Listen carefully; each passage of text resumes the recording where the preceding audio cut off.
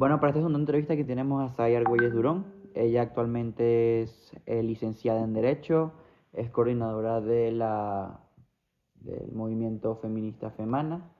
Eh, Además, ha trabajado en instituciones públicas, conoce mucho sobre cómo funcionan las instituciones públicas en México, sobre todo en el estado de Querétaro. No sé si te quieres presentar, decirnos tu nombre. Hola, pues mucho gusto. Como ya dijo Valerio, mi nombre es Tayar Ruiz Durón, soy licenciada en Derecho y pues tengo experiencia laboral tanto en el sector público, dentro de diversas eh, secretarías aquí en México, al igual que en el sector privado, en despacho y litigio. Al igual que coordino en una colectiva feminista y pues básicamente eso. Ok, Sai. La primera pregunta está ligada un poco a las indiferencias al régimen político. Y la primera pregunta sería, ¿cómo percibes la indiferencia de algunos sectores de la población mexicana hacia la política actual? ¿Crees que es producto del desencanto o es una estrategia para evitar conflictos? Yo creo que al final del día en cualquier conflicto pueden haber diversos factores, tanto sociológicos como inclusive económicos, psicológicos, entre muchas otras cosas.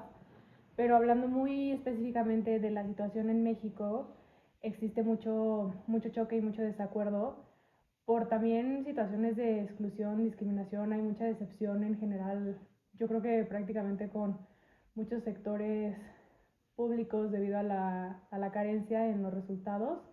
Entonces considero que puede ser una combinación un poco de sí esta segregación que siente la población al no ser tomada en cuenta y sobre todo creo que ahí existe mucho ese disgusto en jóvenes, ¿no? Y el tema también que termina siendo esta discriminación algo muy segregatorio y eso conflictúa mucho que el pueblo, por así decirlo, sea receptivo. Ok, sí, o sea, totalmente de acuerdo contigo. Y, por ejemplo, básicamente en tu opinión, o sea, porque también hablamos de lo que es la educación cívica, el civismo que tienen que tener las personas. ¿Qué rol crees que juega la educación cívica y qué importancia podría tener para combatir la apatía política en México?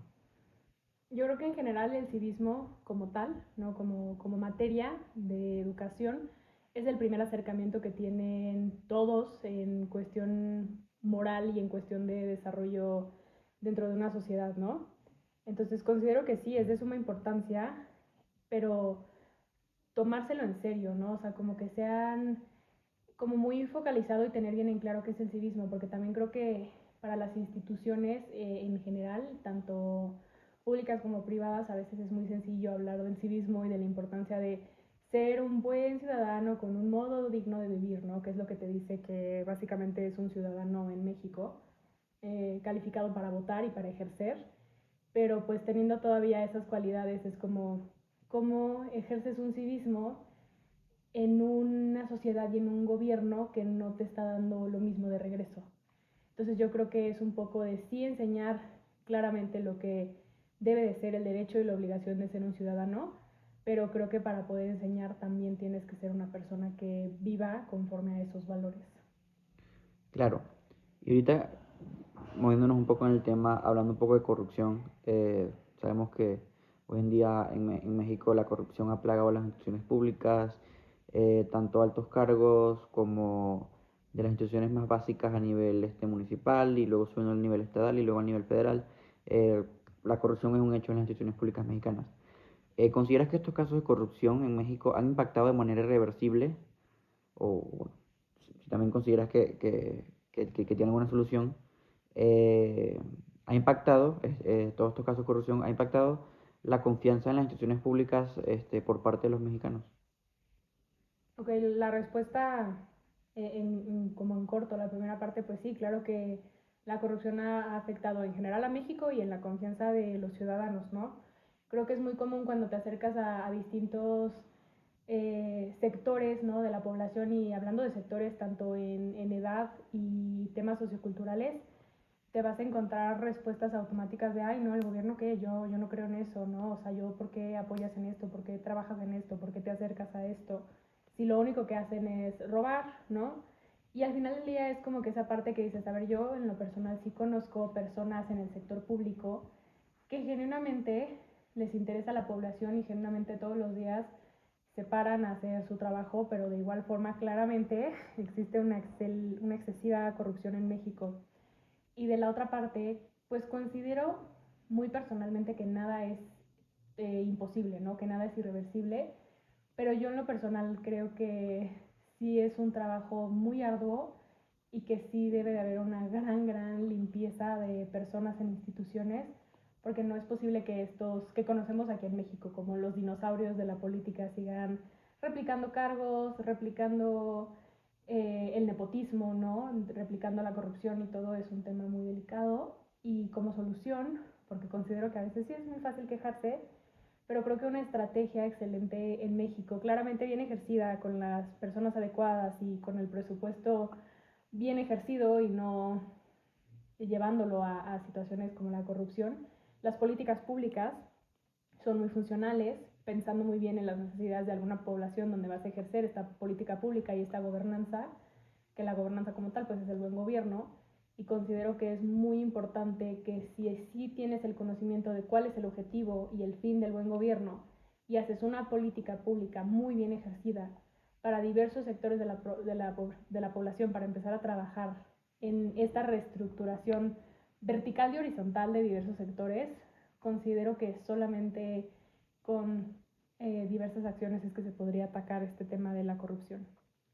Ok, Sai, muchas gracias. Y bueno, por última pregunta, esta va más direccionada a los partidos políticos, porque, bueno, como mencionabas en tu anterior respuesta, eh, consideras que si hay personas dentro de las instituciones que evidentemente abogan por un buen funcionamiento de ellas y que sí les gustaría cambiar las cosas, pero evidentemente detrás de esas personas están los partidos políticos que al final tienen una junta directiva que son los que llevan las directrices de cómo se maneja la política bueno, en aquellos sitios donde aquel partido gobierne o donde aquel partido tenga alguna influencia. ¿Siente que los partidos políticos actuales representan las necesidades de la ciudadanía mexicana? Y, anexando esa pregunta, ¿crees que la población mexicana cree que vive en una democracia o no?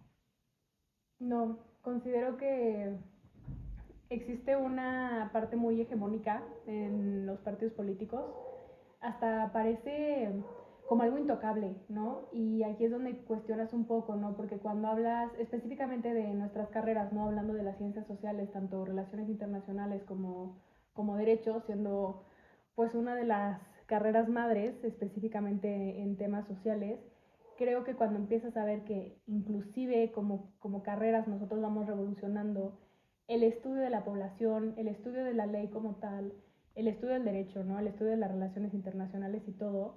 ¿Y por qué te menciono esto? Porque creo que si ya en un rango de estos años hemos tenido que ir alterando el cómo percibimos a la sociedad, que los partidos sigan teniendo los mismos ideales de hace 90 años, 60 años, 40 años, 20 años, o sea, ponle el número que quieras, ya considero que no va ad hoc a la realidad, ¿no? Y también un partido que simplemente su creencia sea rígida de, es que solo somos de izquierda, es que solo somos de derecha, es que somos independientes, es que como que simplemente están constantemente en este tema de defender y defender y defender una postura que al final del día creo que en ningún momento se respeta y se piensa más bien en cuáles son las necesidades actuales, ¿no? Porque una definición que a mí me encanta del buen gobierno es que el gobierno tiene que adaptarse y educarse para cubrir las necesidades de la población, sin importar realidades económicas y sin importar realidades de las creencias, ¿no? Porque yo te podría decir, ay, es que yo podría ser muy radical o yo podría ser muy conservadora, pero es que la realidad de México es que hay necesidades que no importa cuál sea tu ideal, tienen que ser atendidas y no puedes cegarte y empezar a segregar a tu población porque no comparten ideales, porque en teoría el gobierno debe defender la constitución y la misma constitución te dice que no puedes hacer ninguna distinción ni por sexo, ni edad, ni raza, ni creencia religiosa, ni creencia política, social, entre todos los rangos de discriminación que te puedas imaginar y nada más pensar que te vas a casar con un ideal es muy discriminatorio. Y aunado a eso el tema de la democracia, que es creo que muy importante que lo hayas mencionado y tocarlo, pues claro que no, o sea, claro que existe mucha disconformidad con este tema en México, porque han sido, pues históricamente, ¿no? O sea, han habido fallas electorales en el sistema, han habido videos y situaciones de tiempos electorales de desaparecen urnas, queman casillas, ¿no? Y ves toda la violencia política, que claramente que por eso la gente ya no cree en la democracia y existe un gran porcentaje que tristemente ya ni siquiera quiere votar o que votan por el primer candidato que creen, que también ese es un problema de la población, ¿no? La desinformación y la falta de educación. Pero al final del día esos dos problemas también vienen de un gobierno que les gusta tener una sociedad ignorante. Entonces considero que es un trabajo de todos, no solo el gobierno, de reconstruir este modelo político que tenemos, porque es un modelo político de partidos políticos y no un modelo político de un buen gobierno como la política debería de ser. Bueno, Sai, ya finalizamos con las preguntas. Me gustaría darte las gracias por habernos compartido tus opiniones. Y bueno, en algún futuro, si se presenta alguna entrevista, evidentemente nos gustaría tenerte de nuevo aquí con nosotros. Gracias. Muchas gracias a ti, Alex.